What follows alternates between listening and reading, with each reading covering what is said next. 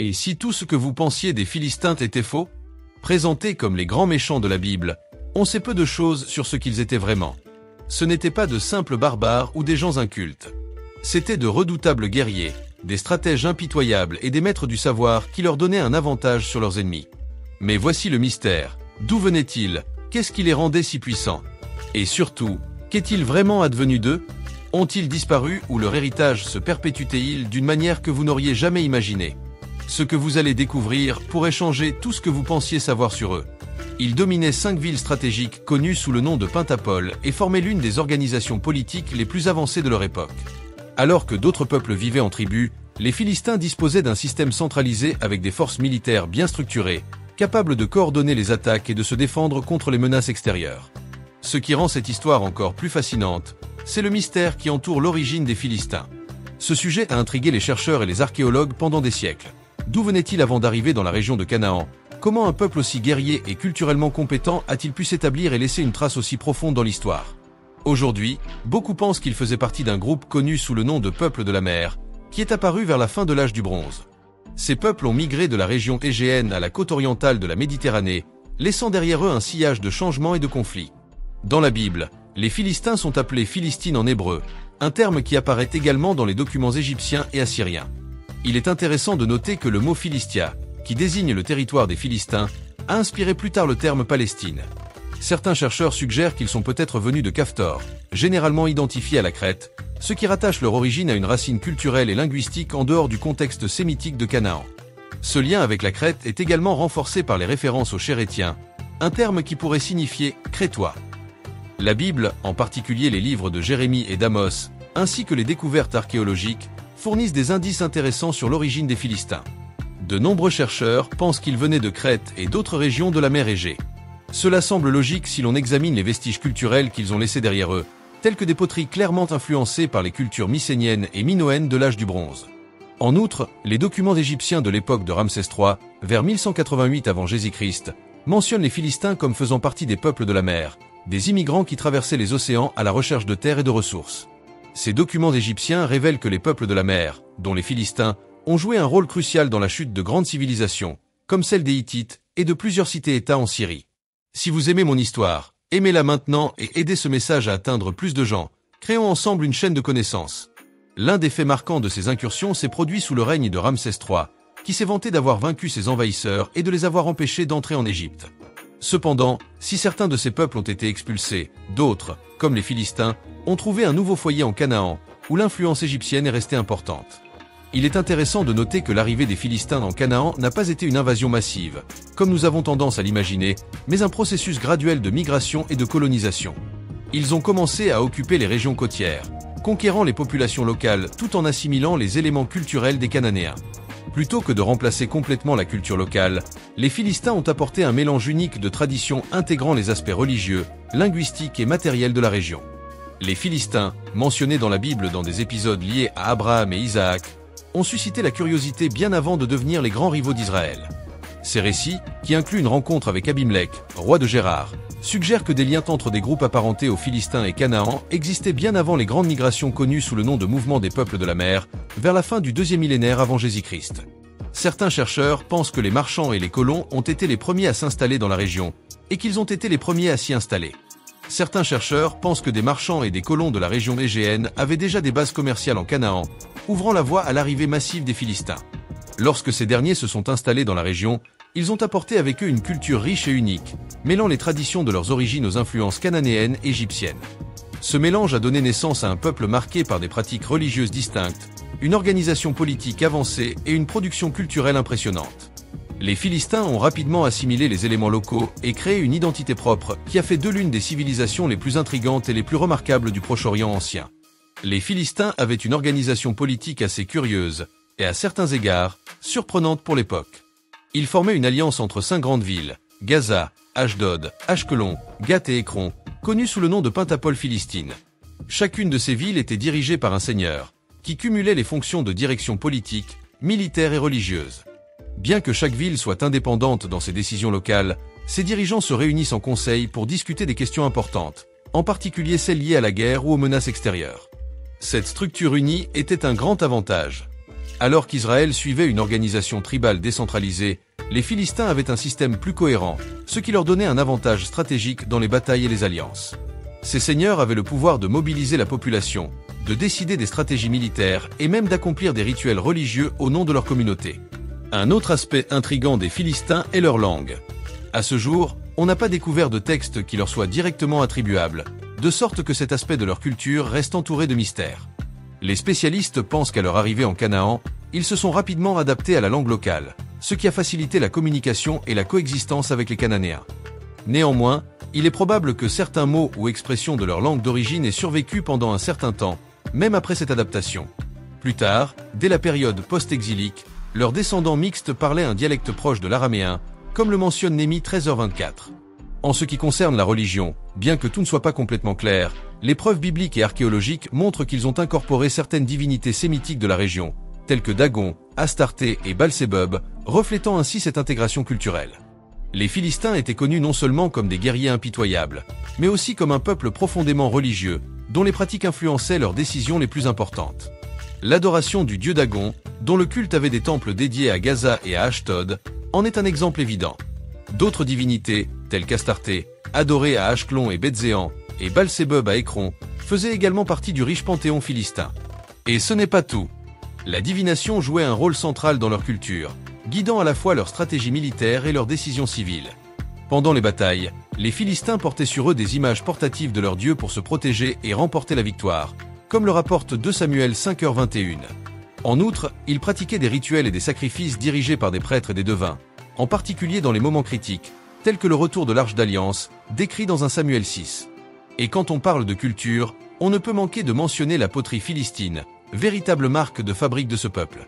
Ces pièces, décorées de spirales, d'oiseaux stylisés et de motifs géométriques en rouge et noir, en disent plus sur l'identité et l'héritage de l'une des civilisations bibliques les plus intrigantes. Imaginez un décor antique où les guerriers portaient des kilts courts, des casques à plumes et brandissaient des lances et de longues épées. C'est l'image des Philistins que l'on trouve dans l'art égyptien de Medinet Habu, un peuple qui maîtrisait la technologie du fer et qui est allé jusqu'à interdire aux Israélites d'avoir des forgerons. Cette maîtrise stratégique des armes leur confère un puissant avantage dans les conflits de l'époque. Mais les Philistins ne sont pas des personnages isolés dans l'histoire. Leur trajectoire est profondément liée à celle des Israélites. Ils apparaissent dans la Bible comme des rivaux acharnés, en particulier à l'époque des juges et au début de la monarchie, et ils ont livré des batailles qui ont façonné le cours politique et spirituel de l'ancienne Palestine. Depuis les premières rencontres avec Abraham et Isaac à Gérard jusqu'aux affrontements épiques que nous connaissons tous, les Philistins ont laissé une marque indélébile dans l'histoire.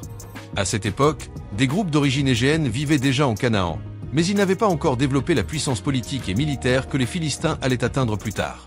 Pendant la période des juges, la coexistence avec Israël devient de plus en plus tendue et violente. C'est le cas de Shamgar, un juge qui a mené le peuple d'Israël contre l'oppression philistine, remportant une victoire remarquable.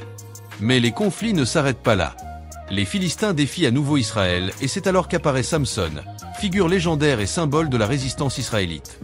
Doté d'une force surhumaine, il affronte les Philistins dans des épisodes mémorables, comme sa relation avec Dalila et son combat final au temple de Dagon à Gaza, où il marque l'histoire par un acte de bravoure et de sacrifice. Plus tard, au début du XIe siècle avant Jésus-Christ, les Philistins atteignent l'apogée de leur puissance en s'emparant de l'Arche d'Alliance lors d'une bataille désastreuse pour Israël. Cet épisode a eu un impact profond sur les Israélites, notamment en raison de la destruction du sanctuaire de Silo. Cet événement a clairement montré à Israël la nécessité d'une direction plus forte et plus unifiée, inaugurant une nouvelle ère dans l'histoire du peuple de Dieu.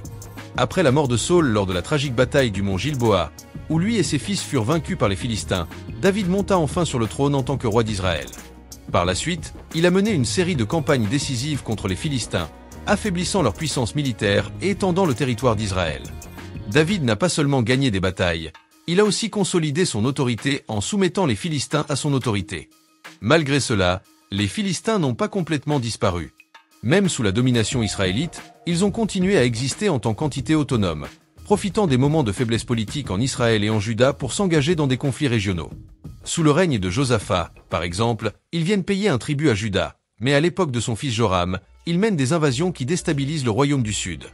Au-delà de leur rôle historique, les Philistins ont également un poids symbolique pour Israël. Des prophètes comme Amos et Sophonie évoquent fréquemment leur destruction, soulignant l'importance spirituelle de cette relation troublée. Plus que des ennemis, les Philistins étaient un rappel constant des luttes et des défis du peuple de Dieu. Les prophètes bibliques, tels que Jérémie, Ézéchiel, Amos, Sophonie et Zacharie, ont annoncé un destin sinistre pour les villes philistines, associant leur chute au jugement de Dieu contre les nations qui opprimaient Israël.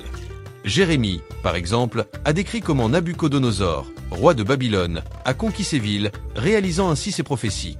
Mais qu'est-il réellement arrivé aux Philistins après cela? Après des siècles de prédominance et de rivalité avec Israël et les autres empires de la région, les Philistins ont commencé à perdre de leur force politique et militaire. Leur déclin a été accéléré par plusieurs facteurs. Invasion de grands empires, rupture d'alliances et catastrophes qui ont transformé le paysage politique du Moyen-Orient ancien. Même si leur culture et leur pouvoir étaient concentrés dans la célèbre Pentapole, les Philistins ont connu un lent déclin qui a abouti à leur assimilation et à leur disparition en tant que peuple unique. Ce processus d'affaiblissement a commencé avec les conquêtes assyriennes du 8e siècle avant Jésus-Christ. Des chefs comme Tiglath, Pilsé III, Sargon II et Sennachérib ont soumis les peuples de la région, y compris les Philistins, en leur imposant un lourd tribut et en éliminant leur indépendance. Bien qu'ils aient tenté de maintenir leur autonomie en concluant des alliances avec l'Égypte et d'autres royaumes, les Philistins ont subi un sort implacable. Les défaites et les représailles assyriennes constantes épuisent leurs villes et leurs ressources. Un exemple notable est celui de Sargon II qui, en réprimant une révolte à Ashdod, transforme la ville en une province directement contrôlée par les Assyriens. Sennachérib, quant à lui, intensifie ce contrôle en veillant à ce que les villes philistines soient rigoureusement gardées et fouillées. Cette domination les priva non seulement de leur autonomie politique, mais affecta aussi profondément leur culture et leur économie, les plaçant de plus en plus sous l'influence du système assyrien. Et lorsque le pouvoir des Assyriens s'est effondré, les Babyloniens ont pris leur place, maintenant les Philistins à l'ombre d'un nouvel empire dominant, Nabuchodonosor. Nabuchodonosor II, roi de Babylone, ne ménage pas ses efforts pour étendre son règne et contrôle les villes philistines par des campagnes incessantes. Il attaque des régions stratégiques comme Ascalon et Gaza, capturant leurs habitants et les dispersant dans le vaste empire babylonien. Ce déplacement a profondément affaibli l'identité du peuple philistin en tant que communauté unie. Lorsque les Perses ont pris le contrôle de Babylone, leur politique plus souple d'autonomie locale aurait pu donner aux Philistins la possibilité de préserver leurs traditions. Cependant, la culture philistine était déjà très affaiblie. Au fil du temps, les restes de cette population ont été assimilés par d'autres cultures de la région, comme les Cananéens et les Juifs. Les anciens territoires philistins sont devenus le foyer de populations mixtes, et les pratiques et croyances qui définissaient autrefois les Philistins ont disparu et ont été engloutis par l'histoire. Avec les conquêtes d'Alexandre le Grand, la culture hellénistique a commencé à transformer radicalement la région de l'ancienne Philistie. Des villes comme Gaza et Ashdod sont devenues un creuset culturel, où des peuples d'origines diverses vivaient ensemble et mêlaient leurs traditions. Dans cet environnement multiculturel, l'identité des Philistins s'est lentement estompée, laissant place à une nouvelle réalité urbaine influencée par la culture grecque et d'autres traditions régionales. Cependant, une question intrigante se pose. Qui seraient les Philistins aujourd'hui? Qui seraient les Philistins aujourd'hui? Pour le savoir, il est important de se rappeler qu'au VE siècle avant Jésus-Christ, les Philistins avaient perdu leur identité culturelle distincte. Ils avaient été absorbés par les cultures sémitiques, ainsi que par les influences babyloniennes, perses et hellénistiques. Le prophète Zacharie a d'ailleurs mentionné qu'Ashdod était un mélange de peuples, reflétant cette fusion culturelle. La Bible et les documents historiques montrent qu'avec la destruction des villes philistines et la dispersion de leur peuple, les Philistins ont cessé d'exister en tant que nation ou groupe ethnique. Toutefois, ce processus a culminé avec l'absorption finale des Philistins dans le contexte de l'Empire romain, où le terme « Palestine » a commencé à désigner la région au sens large, sans lien ethnique spécifique avec les anciens Philistins. Malgré leur disparition en tant que groupe culturellement cohérent et politiquement autonome, les Philistins ont laissé un héritage important. Le souvenir de ce peuple guerrier et technologiquement avancé a survécu non seulement dans les récits bibliques, mais aussi dans la culture, la linguistique et la toponymie de la région qu'il habitait. Le nom même de « Palestine », dérivé de Philistia, le pays des Philistins, utilisé par les Grecs et les Romains pour désigner la région, témoigne de l'influence de ce peuple ancien. En effet, si le nom de Philistie a d'abord été utilisé par les Grecs, c'est après la répression des révoltes juives sous la domination romaine que la région a été nommée « Province de Palestine », probablement pour dissocier l'identité juive de la région anciennement connue sous le nom de Judée, et pour l'associer aux Philistins, considérés comme les ennemis historiques des Israélites. Bien que les Philistins n'aient plus existé en tant que peuple ethnique, les Romains ont adopté ce nom dans un contexte de punition et de tentative d'effacer le lien des Juifs avec leur terre. La question de savoir s'il existe aujourd'hui des descendants des Philistins est donc intéressante mais complexe. Jusqu'à présent, aucune preuve génétique ou ethnographique ne prouve l'existence d'une lignée directe des Philistins jusqu'à nos jours. Comme nous l'avons expliqué ici, Avec la domination babylonienne, perse, hellénistique et enfin romaine, les traits distinctifs des Philistins se sont dilués et ils se sont pleinement intégrés à la culture régionale, perdant ainsi leur identité ethnique d'origine. Ainsi, les habitants de la Palestine à l'époque romaine n'étaient plus à proprement parler des Philistins, mais une population hétérogène composée d'éléments sémitiques, grecs et autres.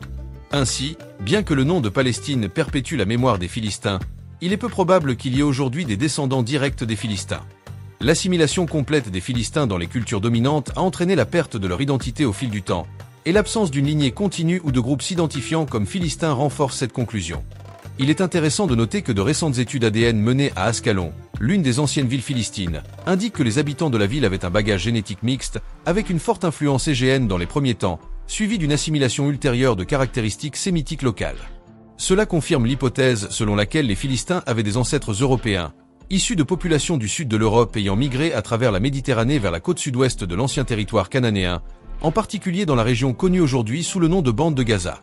Toutefois, ces personnes ont été progressivement absorbées par les populations cananéennes, principalement par le biais de mariages mixtes locaux et de l'influence des empires dominants qui ont contrôlé la région au cours des siècles suivants, ce qui a complètement dilué cette ascendance étrangère. Par conséquent, les Palestiniens qui vivent aujourd'hui dans la région de Gaza ne peuvent pas être considérés comme des descendants directs des anciens Philistins.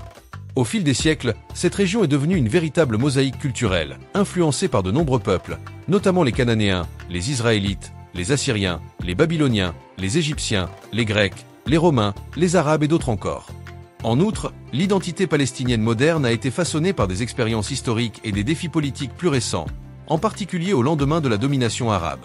Par conséquent, tenter d'établir un lien entre les Palestiniens d'aujourd'hui et les anciens Philistins serait une simplification qui ne reflèterait pas la complexité historique de cette région et de son peuple. Enfin, il est important de noter que dans la culture populaire et dans certaines expressions linguistiques, le terme « philistin » a acquis un sens péjoratif pour décrire une personne insensible à la culture ou aux arts. Dans le contexte chrétien, ce terme est parfois utilisé pour désigner une personne qui s'oppose au peuple de Dieu. Cette connotation négative est largement fondée sur les récits bibliques qui décrivent les Philistins comme des incirconcis, des idolâtres et des adversaires directs des Israélites. Toutefois, cela ne signifie pas que les Philistins n'étaient pas un peuple culturellement sophistiqué. Ils possédaient une société avancée, des pratiques religieuses complexes et un développement technologique supérieur à celui de nombre de leurs contemporains. J'espère que cette étude vous a aidé à mieux comprendre l'histoire des Philistins. Merci d'avoir regardé cette vidéo jusqu'au bout. Si vous l'avez trouvée utile, abonnez-vous à la chaîne. Rendez-vous dans la prochaine vidéo. Que Dieu vous bénisse.